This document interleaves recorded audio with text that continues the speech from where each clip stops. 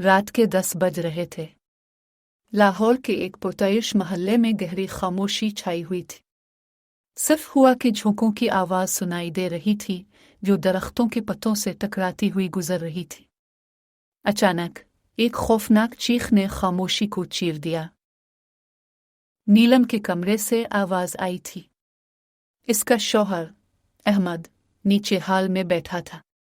वो फौरन दौड़ता हुआ ऊपर आया। दरवाज़ा खोला तो इसकी आंखें दहशत से फैल गईं। नीलम खून में लथपथ बिस्तर पर पड़ी थी। उसकी गर्दन पर गहरा जख्म था।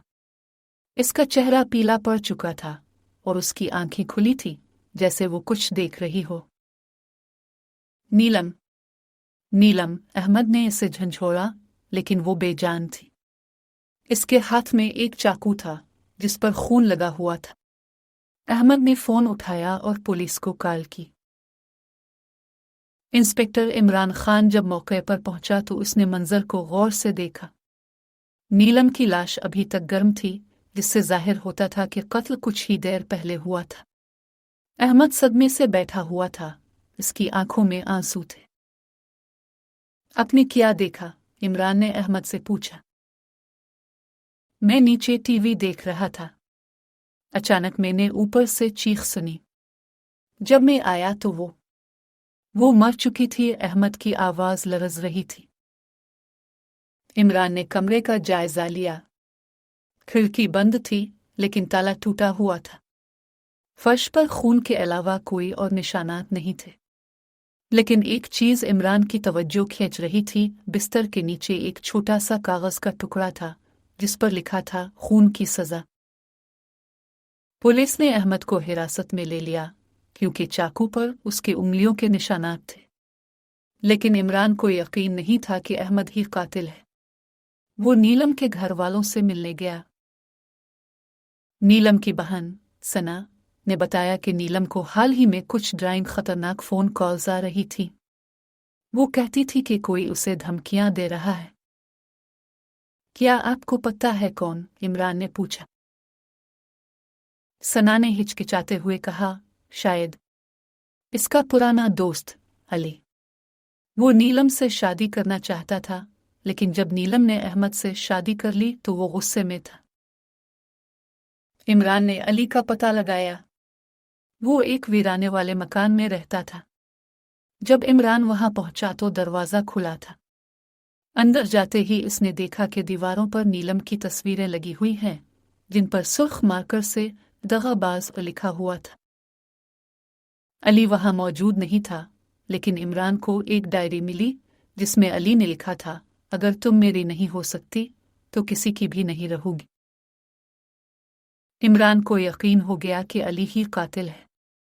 वो उसे ढूंढने निकला। एक्सप्रेस हाईवे पर एक कार तेजी से भाग रही थी। इमरान ने इसका पीछा किया। कार एक पुराने फैक्ट्री के पास रुकी। अली बाहर निकला और अंदर भागा। इमरान ने इसका ताक़ुब किया। अंदर अंधेरा था। अचानक इमरान को पीछे से किसी के होने का एहसास हुआ। वो मुड़ा तो अली ने इस पर हमला कर दिया। दोनों में जोर आजमाई हुई। आखिरकार इमरान ने अली को गिराया और हथकड़ी लगा दी। तुमने नीलम को क्यों मारा? इमरान ने गुस्से से पूछा। अली हंस पड़ा। वो मेरी थी। अहमद ने इसे मुझसे छीन लिया। मैंने इसे सजा दी। लेकिन इमरान को शक था कि मामला इतना सादा नहीं। इमरान ने अहमद से दोबारा बात की। इसने बताया कि नीलम को हाल ही में पता चला था कि अहमद के बाप ने इसके बाप को धोखे से कत्ल किया था। वो इसका बदला लेना चाहती थी। क्या यह मुमकिन है कि नीलम ने तुम्हें कत्ल करने की कोशिश की हो और तुमने खुद दिफा में इसे मार डाला? इमरान ने पूछा। अहमद ने सर झुका लिया। हाँ, वो मुझ पर चाकू लेकर आए। मैंने इसे रोकने की कोशिश की, लेकिन अली को पुलिस ने हिरासत में ले लिया, लेकिन असल कातिल अहमद था। उसने खुद को बचाने के लिए झूठ बोला था। अदालत ने अहमद को कत्ल का मुजरिम करार दे दिया। अली को भी धमकियों के जुर्म में सजा हुई। عمران نے کیس بند کر دیا، لیکن اس کے ذہن میں ایک سوال تھا، کیا خون سے خون واپس لیا جا سکتا ہے؟ خون کی سزا ہمیشہ ایک اور قتل کو جنم دیتی ہے، اور اس کہانی کا کوئی فاتح نہیں تھا۔